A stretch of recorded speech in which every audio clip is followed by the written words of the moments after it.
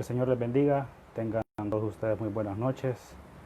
Gloria al Señor porque tenemos la oportunidad de escuchar un día más la preciosa palabra de Dios. Podemos alimentar de esta preciosa palabra que el Señor tiene para nuestras vidas.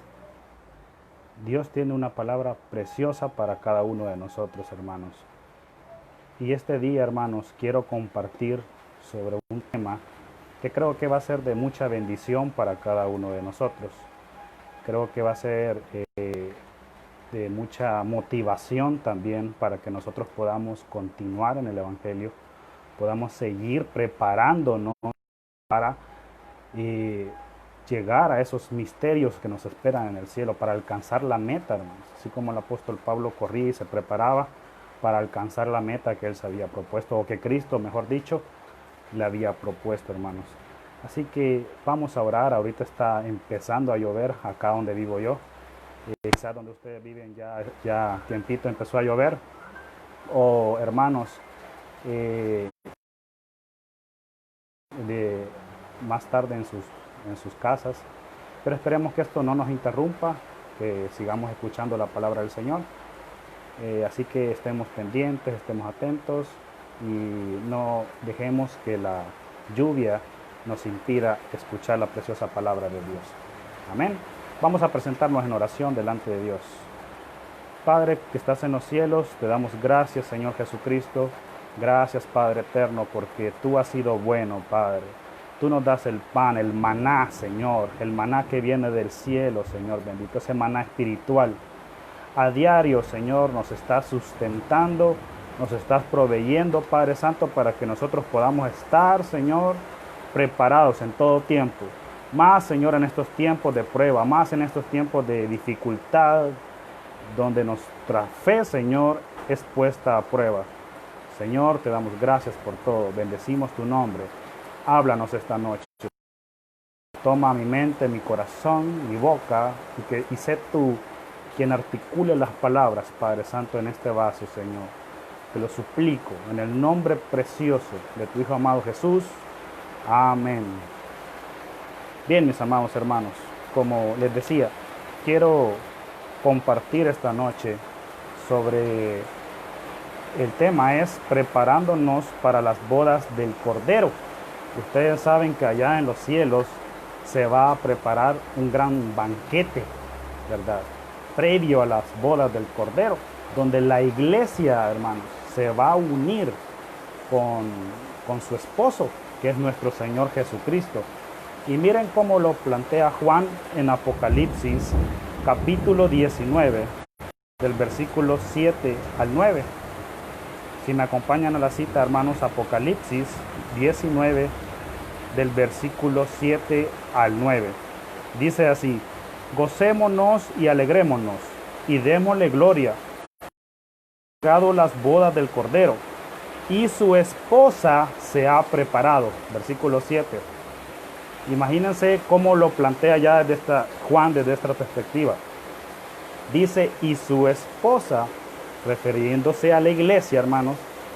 Hay muchas analogías con las que la palabra del Señor aborda a la iglesia, ¿verdad? Una de esas es que lo aborda como la esposa o la novia de Cristo. Y aquí, hermanos, nos dice Juan que su esposa se ha preparado.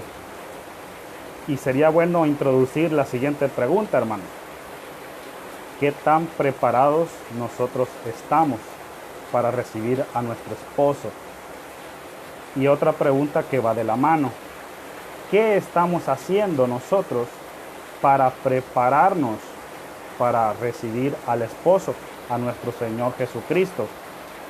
Sigamos leyendo el versículo 8 y versículo 9. Estamos en Apocalipsis capítulo 19. Y a ella, a la esposa, se le ha concedido que se vista de lino fino, limpio y reciente, porque el lino fino es las acciones justas de los santos.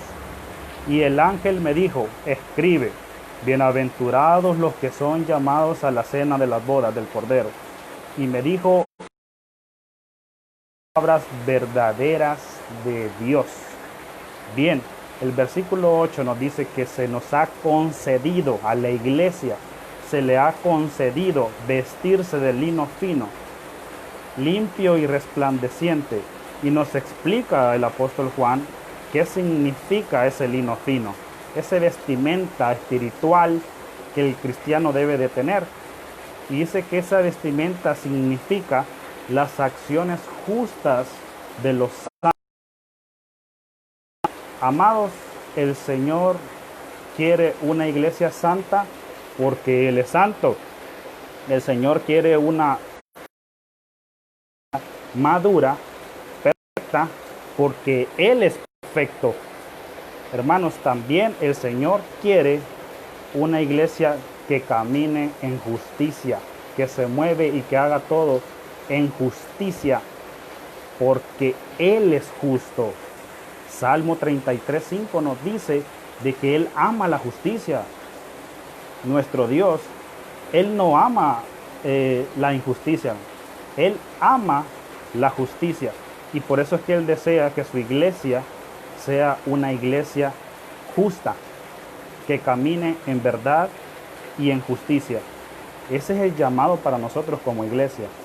Las obras justas en las que Dios quiere que nosotros nos movamos como cristianos, como su novia, para que podamos llegar al nivel del esposo, el nivel perfecto, el nivel santo, el nivel justo que tiene el esposo.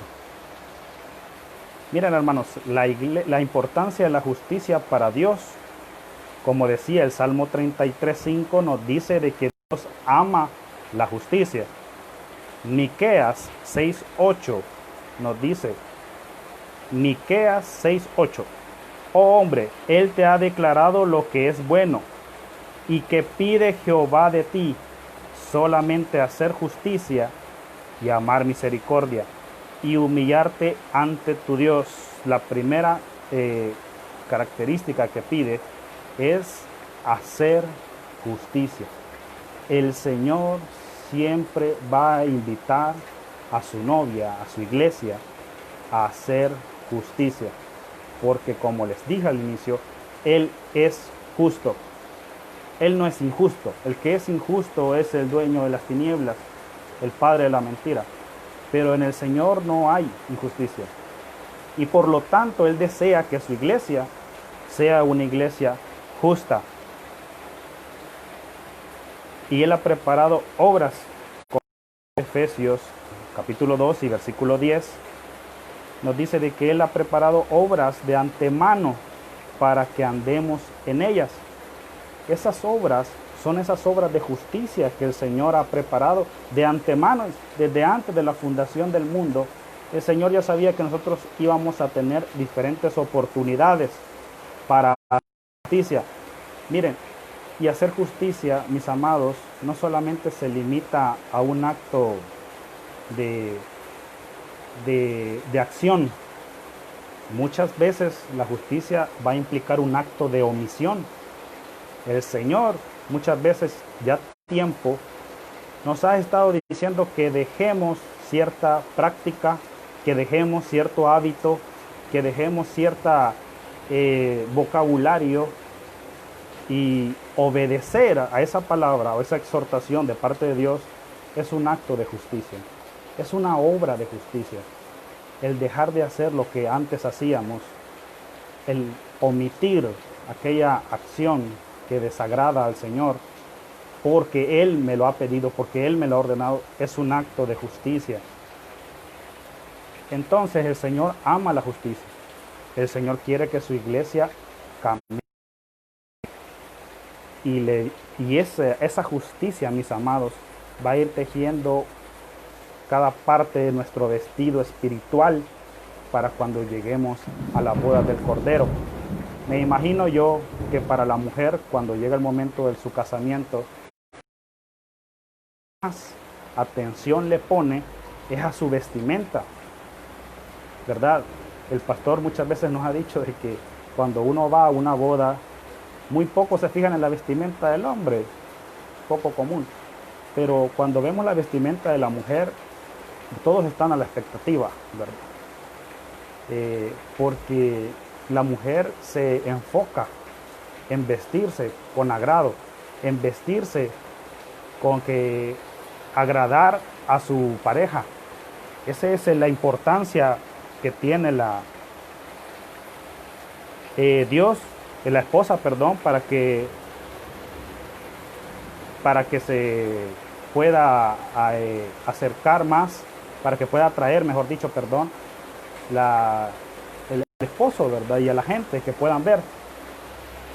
Y gloria a Dios por eso, hermanos, porque el Señor ha puesto en nosotros un vestido en el cual nosotros vamos a estarlo tejiendo con cada obra de justicia que nosotros hagamos, con cada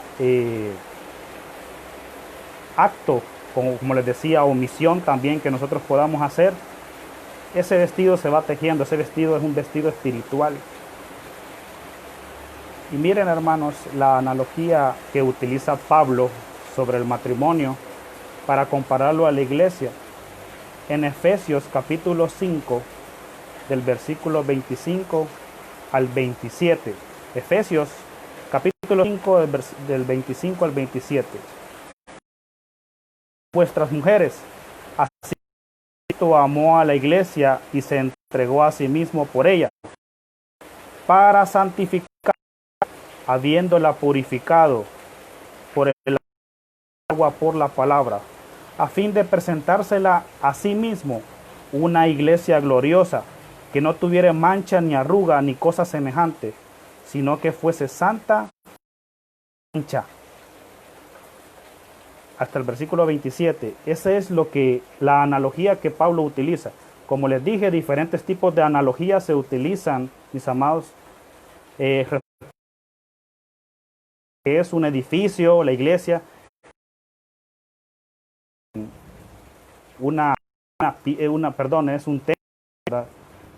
Diferentes analogías, pero aquí Pablo y el apóstol utilizan la analogía de la esposa del Cordero, y ese es en lo que queremos enfocarnos, y como el apóstol Pablo lo dice de que Cristo se entregó por ella, versículo 26, para santificarla, habiéndola purificado en el lavamiento del agua por la fin de presentársela a quién. El esposo es nuestro Señor Jesucristo. Él mismo se quiere presentar, hermano, se está preparando una iglesia que no gloriosa, que no tuviese mancha ni cosa semejante, sino que fuese santa y sin mancha. Y miren el versículo 32 de ese mismo pasaje, Efesios 5, 32. Grande es este misterio, mas yo lo digo esto al respecto de Cristo y la iglesia. Ahí tenemos la pareja, ¿no? Nuestro Señor Jesucristo es el esposo y la iglesia es la esposa, la novia que aguarda por el esposo. Y esa figura se ha usado no solamente en el Nuevo Testamento, sino que también en el Antiguo Testamento nosotros encontramos eso. Oseas, capítulo 2 y versículo 14, miren cómo lo dice. Voy a leer de una traducción que se llama Traducción al Lenguaje Actual. Oseas 2:14. A pesar de todo eso, llevaré a Israel al desierto, y ahí con mucho cariño haré que se vuelva a enamorar de mí. Hablando del Señor a Israel a través del profeta Oseas, él dice: llevaré a Israel al desierto y allí con mucho cariño haré que se vuelva a enamorar de mí, como que fuera una relación marital, ¿verdad? Así lo plantea el profeta. Y más adelante en el versículo 19 de ese mismo capítulo, dice: Israel, Israel, yo volveré a casarme contigo y serás mi esposa para siempre. Cuando tú seas mi esposa, realmente llegarás a conocerme. Seré para ti un esposo fiel, sincero y lleno de amor. Esa analogía que utiliza la palabra de Dios entera. para referirse a la relación que Dios quiere con su iglesia. Imagínense, hermanos, cuando dice, y seré un esposo fiel, sincero y lleno de amor. Son las características que espera una mujer de su esposo o un hombre también de su esposa. Y muy interesante cómo Dios agarra esta figura natural que nosotros conocemos y la quiere aplicar en lo espiritual con nosotros, mis amados. Eso es un privilegio. Eso es un privilegio tremendo que nosotros tenemos. Isaías también dice, tu marido es tu hacedor. Jeremías, por otro lado, dice, convertíos, porque yo soy vuestro esposo. El Señor es vuestro esposo, hermanos. Ahora, vuelvo y recalco, ¿qué estamos haciendo nosotros para prepararnos? Nosotros deberíamos de estarnos preparando en justicia, porque ese es el vestido con el cual nosotros vamos a presentarnos. Si nosotros anduvimos en injusticia, no vamos a poder tener nosotros entrada, por decirlo así, a la boda del Cordero. Preparémonos en justicia. Y quiero que veamos detenidamente la parábola de la gran cena, que nos hace un poco de referencia a la boda del Cordero. La parábola de la gran cena, mis amados, se encuentra en Lucas capítulo 14. Vamos a leer, hermanos, del versículo 15 al 24. Repito, Lucas 14, del versículo 15 al 24. Dice así, hermanos, versículo 15, oyendo esto, uno de los que estaban sentados con él a la mesa le dijo, bienaventurado el que coma pan en el reino de Dios. Entonces Jesús le dijo, un hombre hizo una gran cena y convidó a muchos. Y a la hora de la cena envió a su siervo a decir a los convidados, venid, que ya todo está preparado. Mis amados, el Señor, cuando nos llame para las cenas, todo va a estar preparado, todo va a estar ya dicho y hecho. Y si nosotros no vamos a ser encontrados preparados, vamos a ver tristemente más adelante en esta parábola lo que sucede. Vamos a ver la triste realidad, hermanos, que va a esperar a aquellos muchos cristianos que no vivieron en justicia, no caminaron en justicia y por lo tanto el Señor no los va a reconocer como su esposa, no los va a reconocer como su amada novia. Así que preparémonos, enfatizo, hermanos, acuérdense, Juan, el apóstol Juan en Apocalipsis 19 dice, y su esposa se ha preparado. Claro, está hablando de un tiempo ya futuro. Sin embargo, el presente ahora nos compete prepararnos, seguirnos preparando y prepararnos. Cada vez que nosotros escuchamos las transmisiones, escuchamos los estudios bíblicos, mis amados, nosotros estamos preparándonos. Pero tenemos que llevar todo eso también a nuestra vida. Tenemos que llevar todo eso a la práctica, ser hacedores de justicia. Y el apóstol Santiago tenía en cuenta eso, ¿verdad? Por eso dice que seamos hacedores y no oidores olvidadizos de la palabra de Dios. Amén. Avanzando en el versículo 18, siempre en Lucas, dice, y todos a una comenzaron a excusarse. El primero dijo, he comprado una hacienda y necesito ir a verla. Te ruego que me excuses. 19. Otro dijo, he comprado 5 yuntas de bueyes y voy a probarlos. Te ruego que me excuses. Y otro dijo, acabo de casarme, por lo tanto no puedo ir. Miren, hermanos, las excusas siempre van a estar presentes en nuestras vidas si nosotros no tenemos de verdad el deseo de entregarle nuestra vida al Señor de todo corazón. No una parte de nuestra vida, no una parte de nuestro corazón. El Señor quiere todo nuestro corazón, toda nuestra vida. El Señor quiere que nosotros le depositemos a Él. Amén. Así que las excusas, tratemos de evitarlas. Son cosas aceptables. Está hablando de trabajo, está hablando de contraer nupcias, ¿verdad? Y diferentes tipos de necesidades que se pueden presentar en la vida. Y solo me acuerdo del pasaje que dice que los últimos días serán como los días de Noé. Y en los días de Noé la gente se casaba, ¿verdad? Cosas que no son malas, pero al final son distracción para atender el llamado que Dios tenía a través de Noé. Dios estaba hablando a través de Noé, pero ellos seguían en el afán. Eso es lo que yo veo en estas personas. Y mire que el versículo nos dice que salió a llamar a los convidados. Los primeros invitados que encontramos acá son los que tenían ya esa invitación especial por parte de Dios. Estamos hablando de nosotros, hermanos, los cristianos, los que hemos sido ya nacidos de nuevo, que tenemos, que estamos, mejor dicho, caminando en la palabra de Dios, pero muchos se excusaron. Tengamos cuidado con ponerle excusas a la invitación del Señor, a las invitaciones solemnes que el Señor nos hace, mis amados. Que el Señor nos ayude, que el Señor nos dé gracia, que el Señor nos ayude a ver los tiempos que estos son, hermanos, como dicen. Versículo 21. Vuelto el siervo, hizo saber estas cosas a su señor.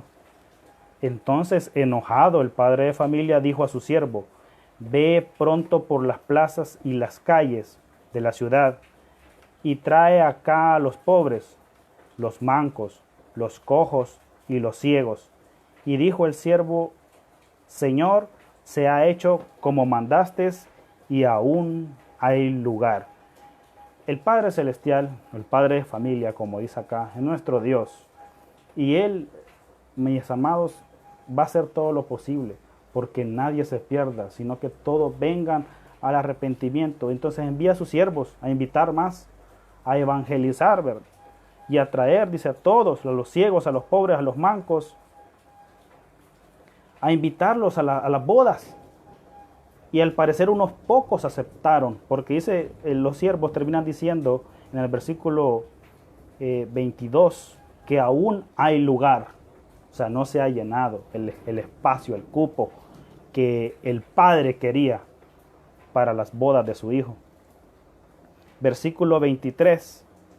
Dijo el Señor a su siervo: ve por los caminos y por los vallados. Y esta palabra, hermanos, a mí me quebranta mucho. A mí me conmueve porque veo que el Señor es como ya lo último que Él puede hacer en sus fuerzas para atraer a la mayor cantidad de personas al arrepentimiento, a que sean partícipes de esa fiesta espiritual. Repito, versículo 23 de Lucas 14. Ve por los caminos y por los vallados y fuérzalos a entrar para que se llene mi casa.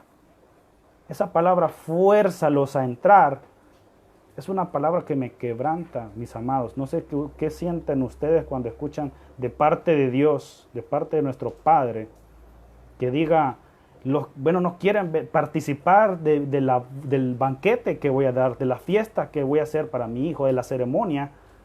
Bueno, entonces fuércenlos a entrar. Qué tremendo, mis amados. Versículo 24 continúa: porque os digo que ninguno de aquellos hombres que fueron convidados gustará mi cena. Qué tremendo. La versión, traducción al lenguaje actual, miren cómo dice el versículo 23 y 24, que acabamos de leer. El amo le ordenó: ve por las calles y callejones y obliga a la gente a entrar. Quiero que mi casa se llene. Eso, hermanos, el deseo del Padre es que su casa esté llena, y por eso es que Él manda a sus siervos a invitar. Por eso es que Él nos sigue invitando y nos sigue insistiendo y nos sigue trabajando para que seamos parte, que tengamos ese privilegio, mis amados, de participar de las bodas del Cordero. Qué tremendo. Quiero que mi casa se llene, pero ninguno de los que invité la primera vez probará un bocado de mi cena. Esa, como repito, es la versión, traducción al lenguaje actual. Qué tremendo. es muy importante. Aquí podemos ver la importancia de prepararnos. Debemos de prepararnos. Y como dije, la preparación es en justicia. Miren cómo pone esta misma parábola, mis amados, que acabamos de leer en Lucas. Miren cómo lo narra Mateo. En Mateo 22, no la vamos a leer toda, solamente quiero que veamos como el desenlace de la parábola, pero cómo lo ve o cómo lo narra Mateo. Y se encuentra el capítulo 22, del versículo 10 al 13. El Señor, hermanos, es paciente, el Señor es amoroso, pero también el Señor es un Dios de orden y que tiene unos tiempos. Solamente Él conoce los tiempos y las sazones. Mateo 22, versículo 10. Y saliendo los siervos por los caminos, juntaron a todos los que se hallaron, juntamente malos y buenos. Que no crean que solamente íbamos, ¿verdad?, los que nos creemos buenos. Iba de todo, hermanos, salieron a invitar a todos. Y las bodas fueron llenas de convidados. Hay un punto donde ya se cumplió la meta y gloria al Señor. Y entró el rey para ver a los convidados. Y esto es tremendo. Y dice el versículo 11. Y vio allí a un hombre que no estaba vestido de boda. Al parecer, mis amados, hay una vestimenta apropiada, espiritualmente hablando, para que nos presentemos en la boda del Cordero, para que podamos participar de la boda del Cordero. Al parecer, hay una vestimenta que es espiritual y que es la apropiada para presentarnos. Y miren cómo dice, hermanos, el versículo 12. Y le dijo el rey, cuando vio a esa persona que no estaba vestida de acuerdo a las bodas, y le dijo: amigo, ¿cómo entraste aquí sin estar vestido de boda? Mis amados, ¿se imaginan que el Señor, que nuestro Padre Celestial, nosotros estemos participando de esa ceremonia preciosa y que de repente se acerque y nos diga: ¿por qué no tienes el vestido de boda? ¿Por qué no estás vestido de acuerdo a la ocasión? Y esa vestimenta, mis amados hermanos, yo me atrevería a decir que es la que narra Juan en Apocalipsis 19. Es el lino fino. Es el lino fino que nosotros vamos construyéndonos con nuestras obras justas, nuestras obras de justicia. Porque eso dijo Juan que significaba esa vestimenta de lino fino. Las obras justas de los santos. Entonces, ¿cómo es posible que nosotros, con qué cara nosotros vamos a responderle al Señor? Cualquiera puede decir que me invitaron, ¿verdad? Es que ahí me vieron y me invitaron. Pero no solamente hay que ser invitados, también hay que ser digno de estar en las bodas del Cordero. Como dije al inicio, Él es un Dios justo y por lo tanto Él se va a casar con una esposa que también sea justa. Esta persona no tenía justicia, no tenía esa vestimenta de justicia que era de acuerdo a la ocasión.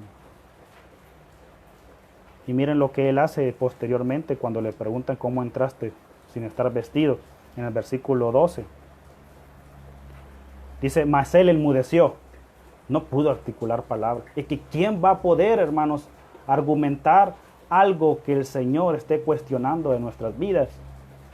Nadie va a poder decirle al Señor: no, Señor, es que yo fui justo, yo hice esto otro, yo participé de esto y participé de esto otro. Es el Señor quien conoce nuestros corazones, conoce las obras de nuestras manos, conoce las obras, hermanos, que nosotros hacemos en nuestro día a día. Él sabe si son de justicia o hay injusticia en nuestras obras. Que el Señor nos ayude, que el Señor nos dé la gracia para que podamos practicar o andar en esas obras que Él ha preparado de antemano. Y esto es lo fuerte, porque aquí viene, hermanos, el juicio. El versículo 13 dice: entonces el rey dijo a los que servían: atadle de pies y manos y echarle en las tinieblas de afuera, y ahí será el lloro y crujir de dientes. De esta manera lo plantea o lo narra Mateo hay un desenlace más amplio, nos da más luz a nosotros, mis amados, para poder entender que hay que prepararnos. No solamente tenemos que conocer ciertas cosas que van a suceder, sino que también Dios viene por una novia que se ha preparado y se le ha concedido vestirse de lino fino ahora. No es en el purgatorio, mis amados, que nosotros vamos a ir a ser limpios de nuestras malas obras para entrar al cielo. Es acá donde nosotros debemos de purificarnos, donde nosotros debemos trabajar en nuestras vidas. Cada oportunidad de hacer una obra de justicia, de hacer un acto de obediencia delante de Dios. Creo yo que todos entendemos que hacer lo justo es hacer lo correcto delante de Dios. Y hacer lo injusto es hacer lo que desagrada a Dios. Entonces, empecemos a construir sendas de justicia en nuestras vidas. Cosas que glorifiquen el nombre de Dios. Que con nuestra actitud nosotros podamos glorificar el nombre de Dios, podamos hacer esas obras que de antemano el Señor ha preparado para nuestras vidas. Hay veces que se nos ha dado la oportunidad de servirle a Dios a través de algo y nosotros lo hemos despreciado. O a través de alguien, una simple ayuda a un vecino, mis amados, es una obra de justicia. Pero muchas veces lo hemos rechazado. Más en estos tiempos donde el cristiano debe de demostrar esas obras para impactar al mundo. Quisiera ir a dice Proverbios capítulo 4 y versículo 11 con respecto a la justicia. Leo nuevamente de la traducción al lenguaje actual. Me gusta mucho cómo lo plantea esta versión. Proverbios capítulo 4 y versículo 11. Cuando te enfrentes al gran juez, de nada te servirán las riquezas. Solo haciendo lo que es justo, te librarás de la muerte. Qué tremendo, mis amados hermanos. Porque no son las riquezas. Mucha gente está tan aferrada a las cosas materiales y piensan de que eso los va a librar en aquel día, delante del gran juez, cuando nos encontremos delante del Todopoderoso. No va a haber cosa material que nos pueda librar. Pero sí hay algo. Dice, solo haciendo lo que es justo, te librarás de la muerte. El Señor quiere que andemos en justicia, como leía, como mencionaba en el Salmo 33. Él ama la justicia. Él quiere que su iglesia camine en justicia. Porque cuando nosotros estamos caminando en justicia, de lino fino, y nos estamos preparando de esa manera para la boda del Cordero. Así que avancemos, hermanos. No nos detengamos. Prosigamos porque hay mucho que aprender. Hay mucho que el Señor tiene que quitar de nuestras vidas todavía. Hay mucho que el Señor tiene que limpiar. Como les decía, la justicia no solamente cuenta como actos de acción, sino que también de omisión, en los cuales nosotros debemos de dejar de hacer ciertas prácticas para honrar a nuestro Dios y caminar en justicia, porque Él es justo.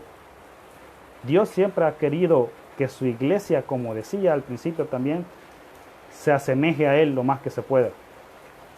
Sed santos como yo soy santo. Ahora Él nos está llamando que seamos justos, porque también Él es un Dios justo.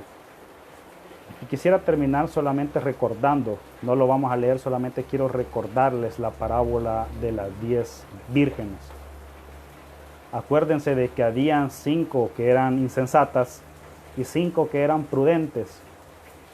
Y esas 5 prudentes es el ejemplo que nosotros deberíamos de entender y aprender.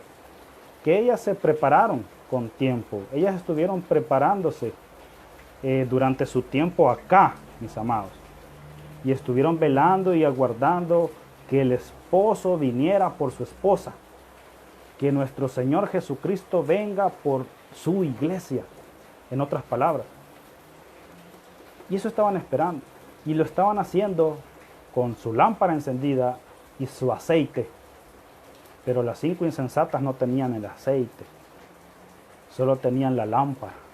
Y el aceite es lo que mantiene encendida la lámpara. Así que, mis amados, ¿de qué nos habla la lámpara? Espiritualmente nos habla de la palabra de Dios, ¿verdad? el aceite nos habla de esa unción que era derramada en el Antiguo Testamento en los siervos de Dios, esa unción del Espíritu Santo. En otras palabras, no podemos ir solamente con la palabra, porque al final la letra mata. Al final lo que hace vida la palabra en nosotros es la unción del Espíritu Santo. Esa unción toma la palabra y la vuelve vida, la vuelve carne, la vuelve una realidad en nuestros corazones, en nuestras prácticas, en nuestro día a día. Necesitamos la unción del Espíritu Santo. Necesitamos caminar en esa unción, que el Señor nos derrame en nuestros corazones esa unción. Qué bueno que conozcamos la palabra, que estudiemos la palabra de Dios, que meditemos en ella, pero pidámosle al Señor la unción. Este es un binomio de la palabra y el Espíritu Santo. Acuérdense que nuestro Señor nos dijo: me voy, pero no os dejaré huérfanos, les dejaré un consolador. Es el Espíritu Santo, que Él consuela nuestras vidas, pero no solamente eso, Él llena nuestras vidas con las unciones de Dios. Sigamos adelante, no nos detengamos. Hay mucho por hacer, mis amados, así que ánimo. El Señor ponía esta palabra en mi corazón porque creo que es tiempo de preparación, creo que es tiempo en el cual nosotros debemos de meditar cómo está nuestra vida cristiana, cómo está nuestro caminar cristiano, cómo están de paso nuestras obras de justicia. Como mencionaba, hay una gran importancia porque Dios ama la justicia y aborrece la maldad. Así que continuemos, los animo, que sigamos, que meditemos más en la palabra de Dios, pero que le pidamos que no seamos oidores olvidadizos, sino hacedores de justicia, que seamos hacedores de justicia para ir casarnos con el Señor con un vestido precioso, con una justicia preciosa, que siente, y que no nos vaya a preguntar y tú por qué no estás vestido de acuerdo a la boda, o por qué no traes vestido de boda. Qué triste sería que nos llegara a preguntar eso. Para eso evitémoslo y preparémonos acá. Amén. Vamos a orar, vamos a entregarle al Señor este momento. Vamos a pedirle pues la situación que está pasando también, y por los diferentes familiares que yo sé que quizás puedan estar enfermos, que el Señor tenga misericordia. Vamos a orar cada quien en sus casas. No sé si todavía estará lloviendo fuerte, pero es un buen momento para que nosotros doblemos rodillas delante del Señor. Vamos a orar, hermanos. Padre que estás en los cielos, glorificamos tu nombre. Bendito eres. Gracias te damos por todo y en todo, Señor. Gracias, Señor, porque cada día es una oportunidad nueva. Cada día son nuevas tus misericordias. Señor, te pedimos por los dirigentes de este país, Señor. Te pedimos por los médicos, las enfermeras, el personal de limpieza, las diferentes personas que están muy expuestos a este virus COVID, que tú puedas guardarles, que tú puedas cubrirles en tu soberanía, en tu amor, Padre. Te lo suplicamos. Padre, si alguno de mis hermanos que me escucha tiene algún familiar enfermo, que seas quien fortalezca primeramente, porque no sabemos si es una prueba, Señor, que tú estás haciendo en nuestros corazones. Porque así dice tu palabra, que tú nos pruebas todos los días. Así que te pedimos fortaleza, que nuestra fe no decaiga, que no dejemos de creerte a ti ni creerle a tu palabra. Ayúdanos a continuar, a pedirte qué es lo que tú esperas de nosotros, qué es lo que tú quieres. ¿Qué es lo que tú quieres que haga? Como te preguntó el apóstol Pablo. Que esa puede ser nuestra pregunta cuando nos encontremos en dificultades. Señor, ¿qué quieres que yo haga?